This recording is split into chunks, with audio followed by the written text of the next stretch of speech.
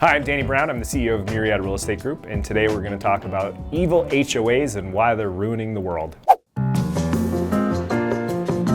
So I'm based here in Phoenix, Arizona, and it is the capital of the United States for homeowners associations. And these are typically run by property management companies and manage the subdivision at which your home is in.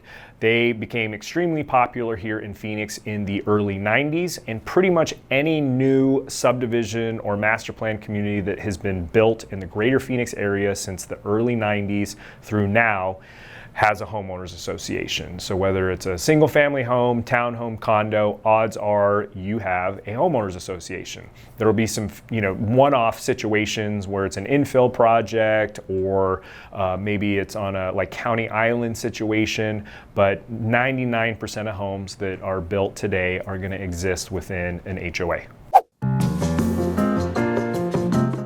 HOAs can suck for numerous reasons, right? It is an additional monthly fee that you have to pay. And what do you get for that monthly fee? Well, typically not very much, especially if you're in a single family home subdivision. That price ranges depending on what amenities the community offers and then how large the community is, right? So the cost to maintain that community divided by the number of homes in there. They typically add a little bit extra so that they can have some funds in what's called reserves accounts or savings accounts for like a rainy day. So your typical HOA for just a single family home subdivision is going to cover common area maintenance. That is the wall around the subdivision itself, any little parks or green belts that exist within the community. If the community is gated, the gate, if there's a community pool, pickleball, tennis courts, covers all of those community amenities that exist within that subdivision. And my hunch is that the reason we have all these HOAs is because the cities realized they could get out of providing city parks if they put it on the responsibility of the builders when they were building the community. Like, yes, you can go ahead and build your master plan community, but you need to have 4 or 5 different parks within that community, and you have to be the one that maintains it, not us. So you see very few city parks in newer areas of town. So now you also have condos and townhomes. Those HOA fees are going to be dramatically higher than a single family home community because they're going to cover a lot more, right? Those communities typically have more amenities than a single family house does.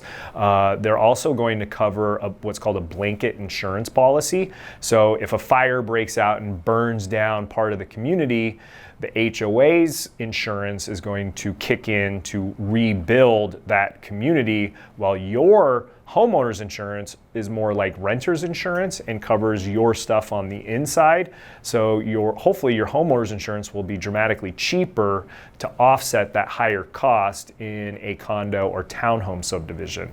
Also covers things like roof replacement, right? So if you are living in a townhome or condo and all of a sudden your roof starts leaking, the HOA is going to repair the exterior of your home. Again, you're still responsible for the inside, so if that leak causes water damage on the interior, that's still on you, but at least the HOA is going to cover the repairs of the exterior. That also includes painting the community, landscaping, so it covers all the landscaping. Now if you're in a townhome and you have like a little private patio, that's still on you, but all the front yard landscaping is going to continue to be covered by that HOA.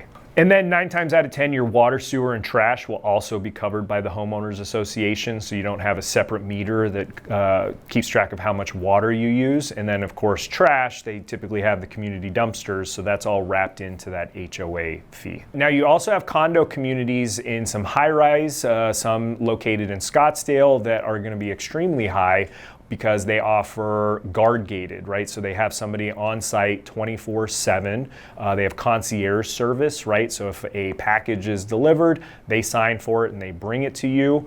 There's some communities that have on-site restaurants or even dry cleaning. Optima comes to mind, where you can actually use the commercial businesses within the community as part of your service or that gets included or wrapped into your HOA dues.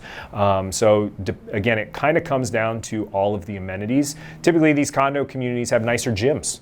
Right? So again, I think of Optima and some of the high-rise communities in downtown Phoenix. They have really nice gyms, so now you don't necessarily need a gym membership. Sometimes they even bring in athletic trainers and host classes and things. So figure the more amenities that the community has, the higher that HOA fee is going to be. So for townhomes and condos, that can range anywhere from, $250, $300 per month on the low end to I've seen them as high as $1,500 plus on a monthly basis because they just cover that many amenities. So I know I sound like I am trashing all over HOAs. They do have some benefits to it, right? So if you're living in a housing community that is part of an HOA, they're going to make sure that your neighbors can't let their landscaping go to shit. If their plants die, they're going to get on them to replace those plants. If they've got weeds growing in their yard, they're going to get on them to spray and pull their weeds. If their trash cans have been sitting outside their house for more than a day, they're going to get on them to put them away. Vehicles parked in front of the house. So they're there to make sure that the community stays attractive. They're not going to let your neighbors paint their home, neon green. They have select colors. If you want to do any changes to the exterior of your home, you have to go before an architectural review committee to be able to do those. You can typically do whatever you want to in your backyard as long as it's below the fence line. Anything above that, right, like your neighbors can't build like a big pergola or have a trampoline unless they get approval from the Homeowners Association. So sometimes that can be good. Other times they can be a giant pain in the ass.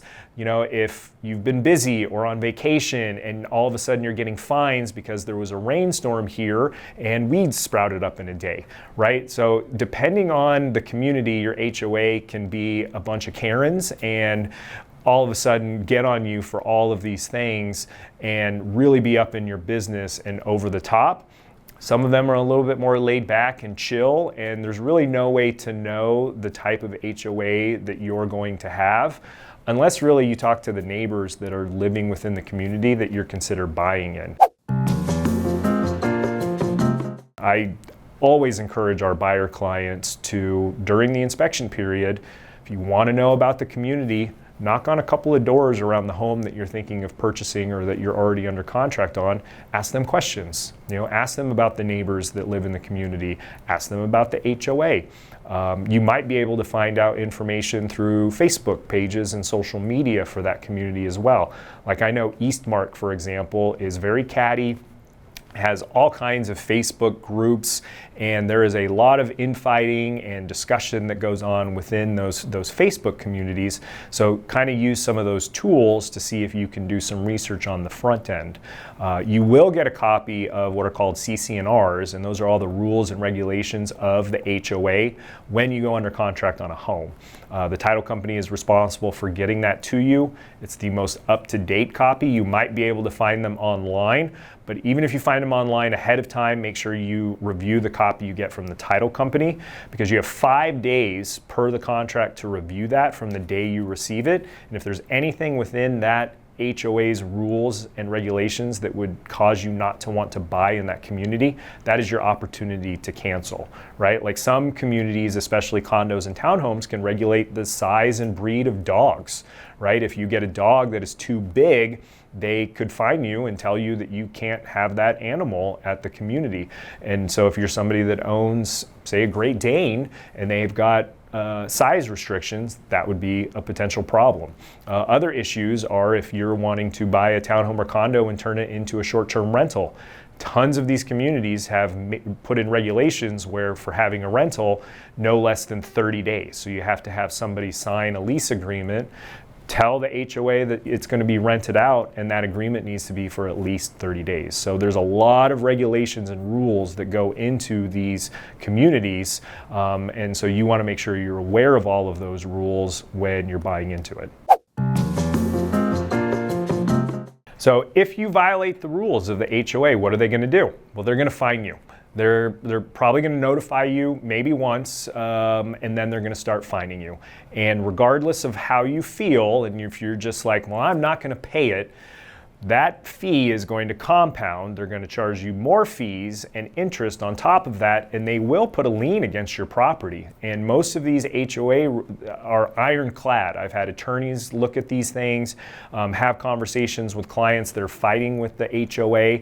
And most of the time, the HOA is going to win. And even if you hold out, when you go to sell that home, they've put a lien in place, they're going to get their money. There's not a lot that you can do about it. So they will fine you. They will typically win. And so if you do get that, just grin and bear it and write that check and just try to stay on the HOA's good side. If you live in a community that doesn't have an HOA, odds are you're in an older home or an infill project. So I myself live in an older neighborhood. It was built in like the 60s, and we aren't in an HOA. And it's usually pretty good. Most people there keep their landscaping up, but there are some homes that are just dilapidated and weeds growing, and they really need landscaping and peeling paint, and they are an eyesore. And the only recourse that we really have is to report them to the city. The city becomes the enforcement, and they have to be violating city code or city ordinances. So you have to self-manage and, for lack of a better term, become that Karen and report on your neighbors.